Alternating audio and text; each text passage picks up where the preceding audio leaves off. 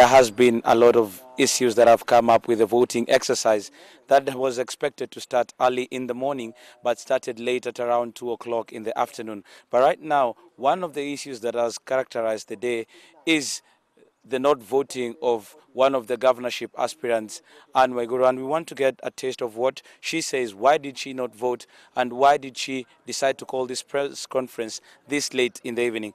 Hello, why did you not vote today? We refused to vote because we realized there was no election going on here.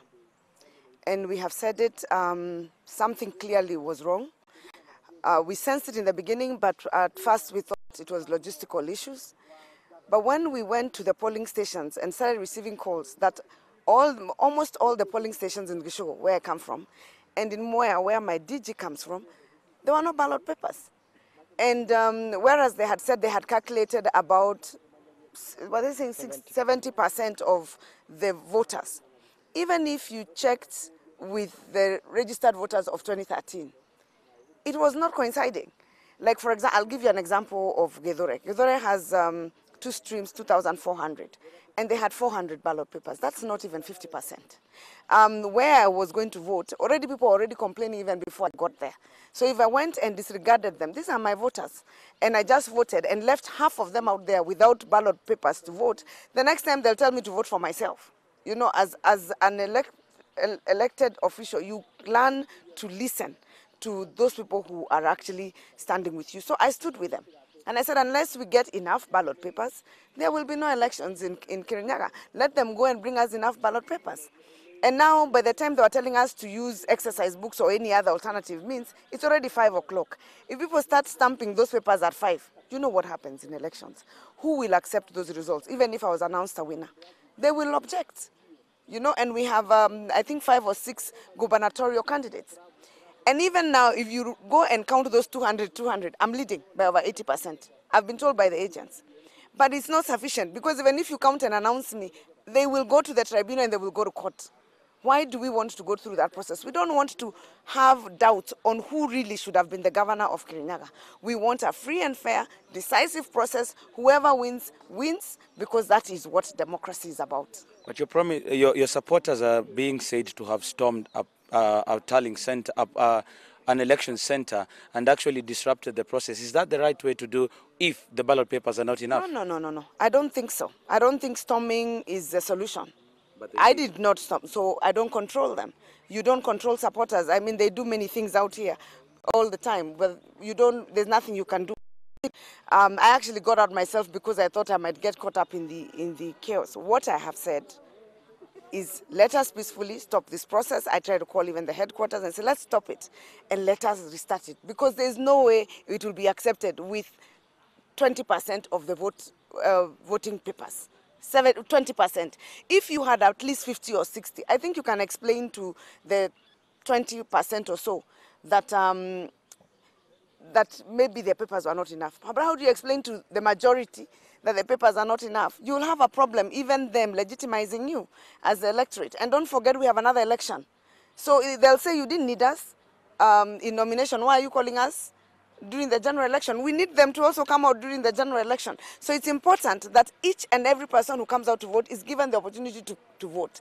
Otherwise, what you're likely to end up with is that in 2008, they said, we came out, they did not give us a chance, and they won. So even this time, they can go and win. So you need to be very careful how you manage the electorate and this process of democracy. You said that you tried to raise the headquarters. What was the response from the headquarters? I didn't get through.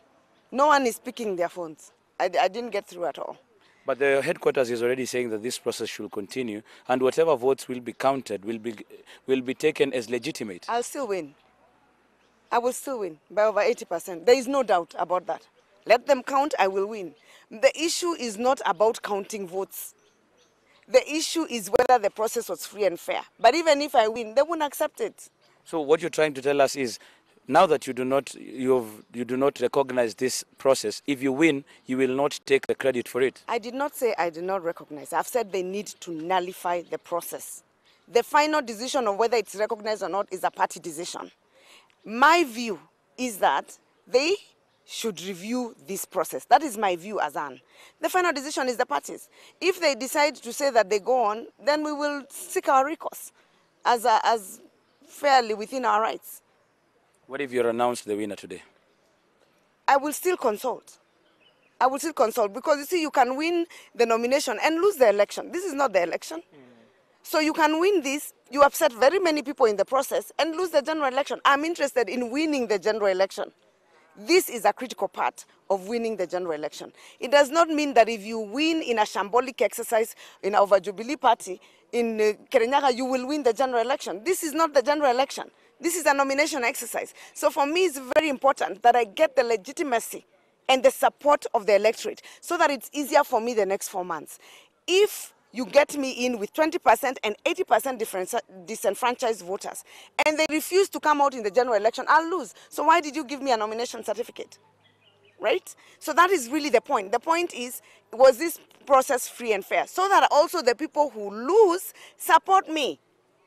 You understand? So that we are able to move together. But you don't want to start a process that just downhill will be a problem and you still will not win in August. Please remember, this is not the general election. This is a nomination exercise. We go through this process to win the general. But you shouldn't go through this process for the sake of it. Then you go and lose the general election. And that happens very many times. What's your message to the headquarters? Please, please, we beseech you, with a lot of humility, review your internal processes. Please, it is not a pride issue. Accept that today was not a success. Accept it. It will take you 50 years ahead. Then say, where did we go wrong, and correct it. Because you cannot say it was right and you've cancelled like half of the election that happened today. It's not about Kirinyaga. It happened in Embu, happened in Murang'a. There's a message going on out there. Look, review your process. Maybe we beat more than we could chew. Maybe we should have done 4 counties at a time so that you're able to completely ensure that the ballot papers are sufficient, they're there on time, etc. And take a longer process and be a bit more efficient as opposed to try and do very many counties and then not consider all those other factors that really bring a lot of problems. Because even Jubilee wants to win 2017 and wants as many seats in 2017. I don't think they're carrying out nominations to go and lose. You understand? But we all know that nomination exercises determine very much which candidates win whichever seats. There are people who are given papers and people move to other parties and they actually win. And I don't think that is in the intention of Jubilee. So we support the Jubilee Party. We believe in its ideologies. But in this particular exercise, they need to review their processes, correct it. We have faith in them. Let them call us next week and do fewer counties and let us do a free and fair. Whoever wins, wins. Whoever loses, supports the winning candidate and let us stick together as a party. Be it as it may, would you move to another party if the process is not? I will not respond to that question. And maybe what would be the message to voters out there who are very angry? To the voters, we have told them. We have, and they have heard us. Nitwera and our Jubilee Party. Well, that was Kirinyaga County. The message to them.